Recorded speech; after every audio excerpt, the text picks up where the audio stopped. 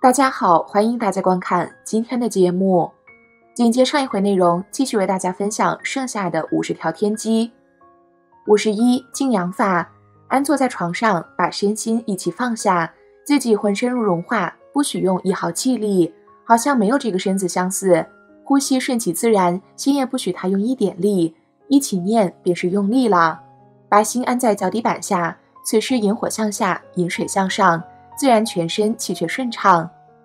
52不许任何一部分用一点气力，包括意念、呼吸、肢体，做到眼不观、耳不闻、鼻不嗅、舌不尝、口不纳、心不想。不久，那呼吸自然而平，似乎不由口鼻内出纳，而浑身84000毛孔中有了动作，或张或息。此时无我无身，无气无心，天然心归本位。所谓引火归元，又名水火既济，为治疗百病之总诀。53为了养生而死的占3%，到底怎么回事？因为太爱惜自己的身体了，为了这副臭皮囊，怕受辱，怕受宠，怕吃亏，怕上当，瞻前顾后，担惊受怕。于是他那颗心整天缩成核桃样，像是被狗反复啃过，怎么能不死？你要是养生，就得不怕死，只有不怕死，才能远离死。养生并不是修道的目的，但是修道的人已经看透了生死，所以不再怕死。既然已经不再怕死，那么死也就不再是问题。54人有病时以为没病，这就是人的最大的病。55天天3更半夜还在网上的人，本身就是养生的大忌，包括一些所谓的名医也是这样，还有他们的心量也是斤斤计较。试问这样的人连自己都保不住，还怎么医人呢？56别贪小便宜，大便宜也别贪，一个贪字就含着祸。贪患得患失会导致人得心脏病，贪患得患失是不懂道法自然的表现。57不要天天想着吃什么补阴，吃什么壮阳。记住了，运动就可以生阳，静坐就可以生阴，阴为阳之母，阳为阴之用。58人在气血不足的时候，不能盲目补气，否则会影响身体健康。如果是因为血不足，就需要先补血，因为血为气之母，否则就成了干烧气敏，把内脏烧坏。如果是因为瘀滞不通，就可以增加气血，血气同步，这样才能达到补气的作用。59环境对人养生的重要性是不言而喻的，这就是为什么人在空气清新的深山老林里会把痼疾养好的道理。因为深山老林中的精微物质会通过人在放松情况下的深呼吸，把它吸收到人体内部，从而滋润运养五脏六腑，使人重新焕发活力。60人在松静的状态下，慢慢深呼吸，就能体会到人和天地精微之气的交换。在吸气时，实际除了肺在吸气，整个身体是在把体内的气向外排，即把人的气释放到天地。而肺在呼气时，实际是在通过全身毛孔吸收天地的精微之气。61运动有2点禁忌，一是不能在气血不足的时候运动，二是不能在污浊的环境中运动。62运动的作用有2，一是增加气血的运行速度，促进体内的垃圾排出体外，二是打开皮肤的毛孔，吸收天地精气。63什么是悟性，什么是智慧？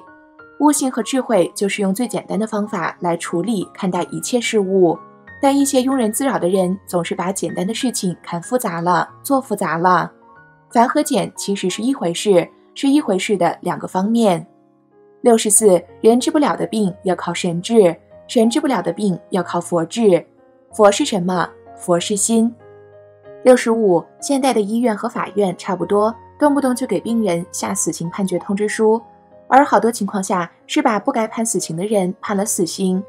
就以癌症为例，癌症现在在人们的心里等于死刑，其实如果我们不叫它癌症，那么对于病人来说，就等于给病人留下了希望，等于留下了生机。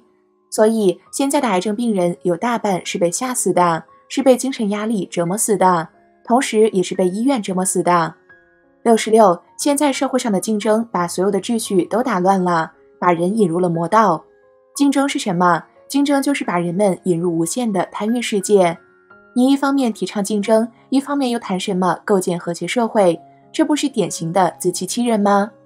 67，根据阴阳互爆的原理来看，清与浊相互吸引，所以人食入清新之物，必将与体内污浊之物相爆，从而把它们排出体外。68，污浊之物的产生，一是因为食入不干净食物，但更主要的是食入了过多的食物，体内不能运化，造成食物堆积成垃圾。69，顺应自然是养生的最高境界。一个人生下来，他的命运就基本上是有一定定数的，他该干什么，不该干什么，如果能顺着他的运数去做，就会平安无事。所以养生绝对不是简单模仿人云亦云，不要去羡慕别人，要从自己的心里找到自己的悟性。其实很多人一听到医师宣布自己得了重病时，往往都会显现出一副无辜的模样，希望用切、割、毒、杀等外来方式去除疾病。然而疾病真的会没来由的产生吗？世上绝对没有这种好好的就突然生病的事情，假使病人的敏感度和警觉性够的话，自然能够做到防患未然的目标。71，真正的科学是什么？就是因缘果报，不信因果就不是真正的科学。72，不能有怕吃亏的心，不能有占别人便宜的心。73，当人们掌握了健康的方法之后，会真正享受到那种完全不用担心疾病的自信。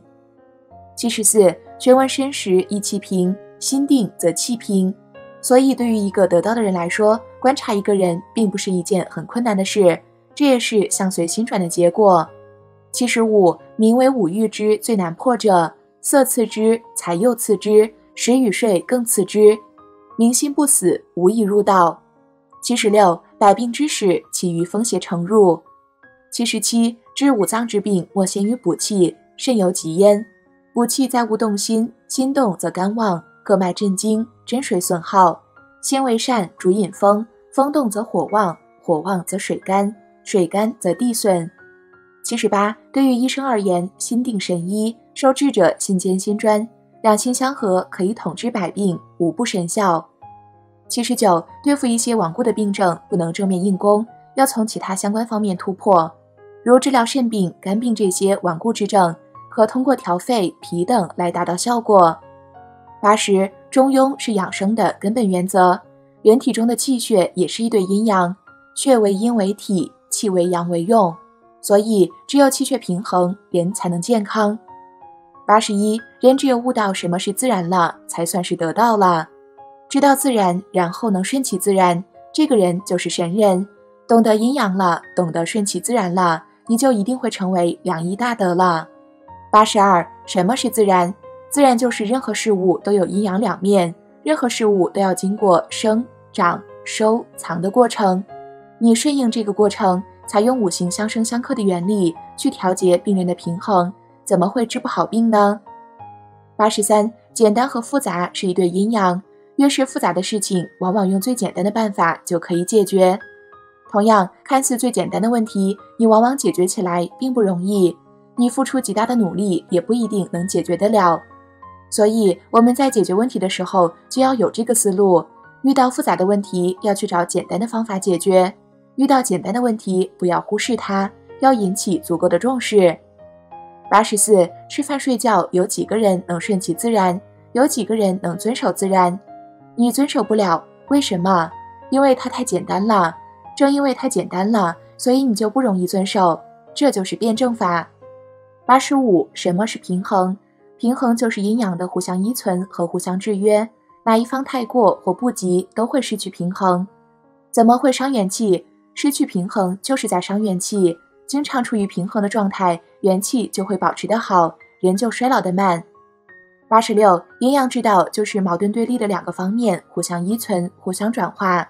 任何一对矛盾，如果一方脱离了另一方，不受另一方的制约了，那它离消失灭亡就不远了。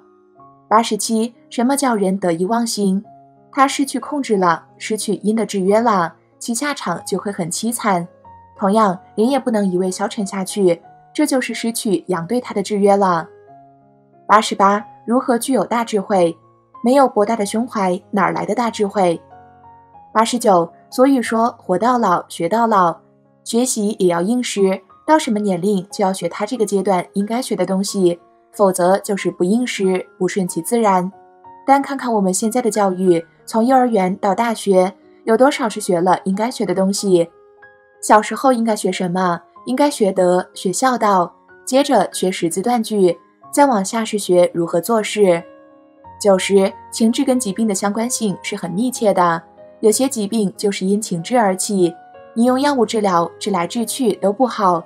对于这类疾病，解铃还须系铃人，五志能够治病，五志亦能解病。91. 养生有一条很重要，就是不能怕死，怕死者阳气不足，阳气不足，死神就会找到你。这就是道家所讲的，修炼人要有英雄的气质，仁、智、勇三者缺一不可。92. 当你把什么学问理解到它是非常简单朴素的时候，这时候你才是真正得到其中的三昧了。93. 凝神定气，物我两忘。94. 主明则下安，以此养生则寿，末世不殆，以为天下则大昌。主不明则12官微，使道闭塞而不通，行乃大伤，以此养生则殃，以为天下者，其宗大危，戒之，戒之。95. 凡是因五脏太过引起的疾病，都可以用五行相克的方法对治。同样，凡是因为五行不足引起的疾病，都可以用五行相生的方法解决，这是运用五行的根本原则。96. 现代人往往都在追求提高物质生活方面下功夫，这种追求的后果是很可怕的。要知道，人们对于物质的欲望是无止境的，一旦这种欲望得不到控制，那等待我们的就是无止境的痛苦。97. 当人们掌握了健康的理念和方法之后，会真正享受到那种完全不用担心疾病的自信。98. 我们人体是一个充满智能的机体，我们的身体有好多哨兵，牙齿、阑尾、扁桃体等。本来一旦我们的身体有异常时，这些哨兵会立即做出反应，通知大脑。聪明的人这时候就应该调整心态，检讨自己，让自己平和下来。99. 记住，我们偶尔拉肚子、打喷嚏、咳嗽、发烧等，都是我们自己的身体修复系统在工作，不要一出现这些症状就滥用药物。100. 很多重病或绝症都只有一个理由，恨。当这恨没了，病也必一起消失。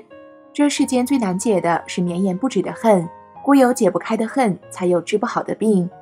以上种种修行天机，若能够逐一吃透掌握，少则离苦得乐，多则证得佛果，顿悟无上天机。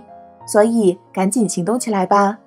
好了，今天的内容就和大家分享到这儿了，我们下期节目再见。